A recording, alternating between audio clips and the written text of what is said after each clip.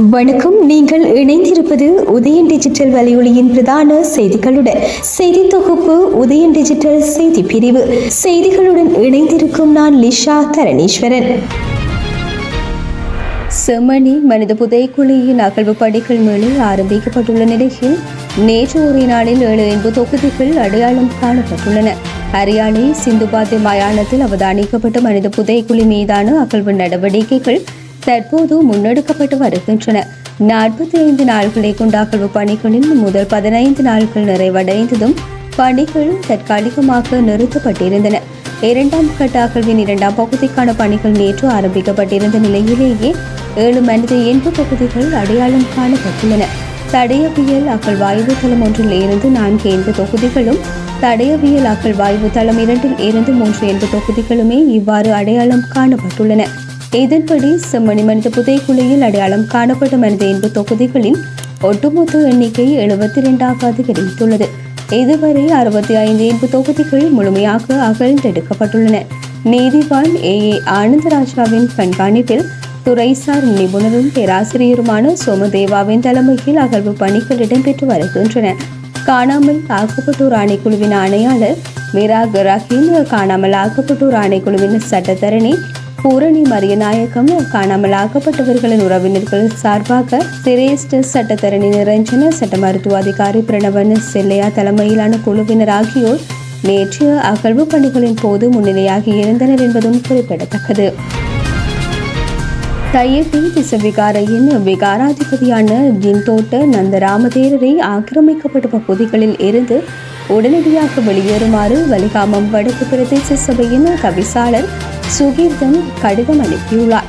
தையிட்டி இறை முத்துக்கல்லட்டி என்னும் பகுதியில் தனக்கு சொந்தமான ஆதனத்தை ஜின்தோட்ட நந்தராமதேரர் சட்டவிரோதமாக ஆக்கிரமித்து அங்கு புதிய கட்டுமானம் ஒன்றை அமைத்து வருகின்றார் என்று பொதுமகன் ஒருவர் முறைப்பாடு வழங்கியுள்ளார். இதையடுத்து குறைந்த பகுதிக்கு ஜின்தோட்ட நந்தராமதேரர் உரைத்தாளர் என்றால் அதற்குரிய ஆவணங்களை ஒப்படைக்குமாறும், இல்லையில் ஆக்கிரமிக்கப்பட்ட பகுதியில் இருந்து உடனடியாக வெளியேறுமாறும் வலிகாமம் வடக்கு பிரதேச சபையின் தவிசாளர் சுகீர்தன் கடிதம் அனுப்பியுள்ளார். அவ்வாறு வெளியேறாவிடின் சட்ட நடவடிக்கை எடுக்கப்படும் என்றும் தனது கடிதத்தில் தவிசாளர் சுகீர்தன் சுட்டிக்காட்டியுள்ளார். வட்டுக்கோட்டை போலீஸ் பிரிவுக்கு உட்பட்ட மூலாய் பகுதியில் 2 குழுவினருக்கு இடையே மோதல் சம்பவம் ஒன்று இடம்பெற்றது. அதனைத் தொடர்ந்து அங்கு ஏற்பட்ட பதற்ற நிலையை போலீசார் கட்டுப்பாட்டுக்குள் கொண்டு வந்ததுடன் போலீஸ் பாதுகாப்பும் தற்போது நடைமுறைப்படுத்தப்பட்டுள்ளது. கடந்த சில தினங்களுக்கு முன்னர் இடம்பெற்ற 2 தனிநபர்களுக்கு இடையிலான பிரச்சினை மறுநாள் 2 குழுவினருக்கு இடையேயான பிரச்சினையாக மாறியது. இதனைத் தொடர்ந்து தோன்றிய வன்முறையில் ஒரு மோட்டார் சைக்கிள் தீக்கிரையாக்கப்பட்டதுடன் ஒரு மோட்டார் சைக்கிள் சேதப்படுத்தப்பட்டுள்ளதுடன் சிலர் காயமடைந்தனர். இதன்போது போலீசார் துப்பாக்கி பிரயோகம் மேற்கொண்டனர். இந்த நிலையில் அங்கு நேற்றிலிருந்து தொடர்ந்து பாதுகாப்பு பலப்படுத்தப்பட்டுள்ளது. யாழ்ப்பாணத்தில் இடம்பெற்ற காணாமல் ஆக்கப்பட்டவர்கள் தொடர்பில் கலாநிதி தேவனேசன் நேசியா தலைமையிலான குழுவினரினால் சமர்ப்பிக்கப்பட்ட அறிக்கையில் உள்ள விவரங்களை தற்போது செம்மணி சிந்துபாத்தி மனித புதைக்குழியில் கண்டறியப்படும் மனித எச்சங்களுடன் தொடர்பு படுத்தி ஆராய்வதன் ஊடாக பல்வேறு உண்மைகளை வெளிக்கொணர முடியும் என இலங்கை தமிழரசு கட்சியின் பொதுச் செயலாளர் சுமந்திரன் நம்பிக்கை வெளியிட்டுள்ளார்.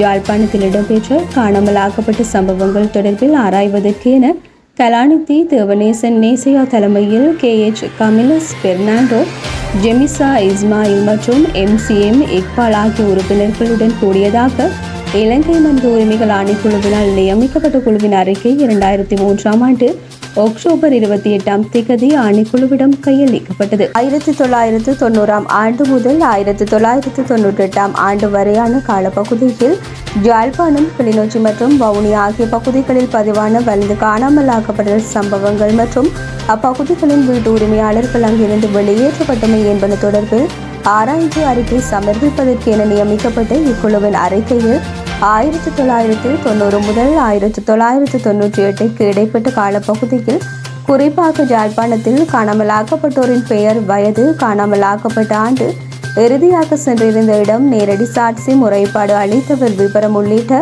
அவசியமான விடயங்கள் உள்ளடக்கப்பட்டுள்ளன. எனவே இது பற்றி சுட்டிக்காட்டிய சுமந்திரன் அவ்வறிக்கையில் உள்ள விவரங்களையும் தற்போது செம்மணி சிந்து பாத்தி மனித புதைக்குழியில் கண்டறியப்படும் மனித எச்சங்கள் பற்றிய விவரங்களையும் ஒன்றிணைத்து ஆராய்வதன் ஊடாக இம்மனித எச்சங்களுக்கு சொந்தமான நபர்கள் தொடர்பான பல்வேறு உண்மைகளை வெளிக்கொணர முடியும் என நம்பிக்கை வெளியிட்டுள்ளார்.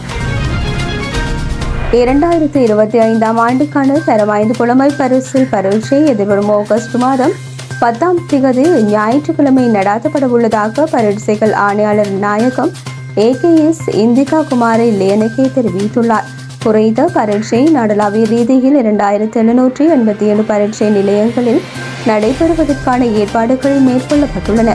இதன்படி முதலாவது வினாபத்திரம் காலை 9:30 முதல் 10:45 வரை மற்றும் இரண்டாவது வினாபத்திரம் காலை 11:15 முதல் 12:15 வரை நடைபெறும் என்றும் பரீட்சைகள் திணைக்களம் தெரிவித்துள்ளது. இப்பரீட்சைக்காக விண்ணப்பித்த சகல பரீட்சார்த்திகளினதும் வரவிடாப்புகள் உரிய பாடசாலை அதிபர்களுக்கு தபாலில் அனுப்பப்பட்டுள்ளன. விண்ணப்பதாரர்களின் தகவல்களில் ஏதேனும் திருத்தம் மேற்கொள்ள வேண்டியிருப்பின் ஜூலை 25 முதல் 2025 ஆகஸ்ட் 4 வரை இணையவழி மூலம் அதனை மேற்கொள்வதற்கான வசதிகள் செய்யப்பட்டுள்ளன என்றும் திணைக்களம் மேலும் தெரிவித்துள்ளது. உயிர்த்த ஞாயிறு தாக்குதல் சம்பவத்துடன் தொடர்புடைய புலஸ்தினி மகேந்திரன் எனப்படும் சாரா யஸ்மின் உயிரிழந்து விட்டார். அவர் இந்தியாவுக்கு தப்பியோடவில்லை. நிலைமை இப்படி இருக்கையில் குறித்த சம்பவம் தற்போது அரசியலாக்கப்பட்டுள்ளது என்று பொதுமக்கள் பாதுகாப்பு முன்னாள் அமைச்சர் சரத் வீரசேகர தெரிவித்துள்ளார். அவர் மேலும் தெரிவிக்கையில் DNA பரிசோதனைக்காக முதலில் 21 மாதிரிகள் பெறப்பட்டிருந்தன. சாரா ஜஸ்மினின் DNA மாதிரியுடன் பொருந்தவில்லை. 11 மாதிரிகள் காலாவதியானதால் அவை மீள பெறப்பட்டன. இதன்போது முயற்சி கைகூடவில்லை. இந்த நிலையில் சாரா ஜஸ்மின் இந்தியாவுக்கு சென்று விட்டார் என கதை பரப்பப்பட்டது.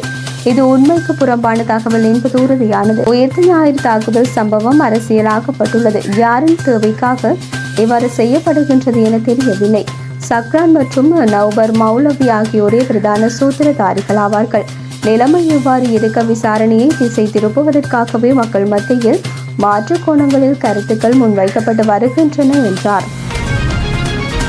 கடந்த 3 ஆண்டுகளில் நிபுணர்கள் உட்பட 1489 மருத்துவர்கள் நாட்டை விட்டு வெளியேறியுள்ளனர் என்று ஆய்வொன்றில் தெரிய வந்துள்ளது. அதிக எண்ணிக்கையான மருத்துவர்கள் நாட்டிலிருந்து வெளியேறியமை சுகாதார உட்கட்டமைப்பை சீர்குலைத்து நிபுணர்களின் பற்றாக்குறையை உருவாக்கியுள்ளது என்றும் மருத்துவர்களின் வெளியேற்றத்தால் கிராமப்புறம் மற்றும் பின்தங்கிய பிரதேசங்கள் பெரிதும் பாதிப்புகளை எதிர்நோக்குகின்றன என்றும் சுட்டிக்காட்டப்படுகின்றது. நாட்டின் சுகாதார பணியாளர்களில் தற்போது 23,000 மருத்துவர்கள் உள்ளனர் என்றும் அவர்களில் 2,800 பேர் நிபுணர்கள் என்றும் ஆய்வில் தெரிய வந்துள்ளது. ஆய்வுக்காக பெறப்பட்ட தரவுகளின்படி 2022 முதல் 2024 வரையான 3 ஆண்டுகளில் 1085 மருத்துவர்கள் வெளிநாடுகளில் சிறப்பு பயிற்சி பெற்று வருகின்றனர்.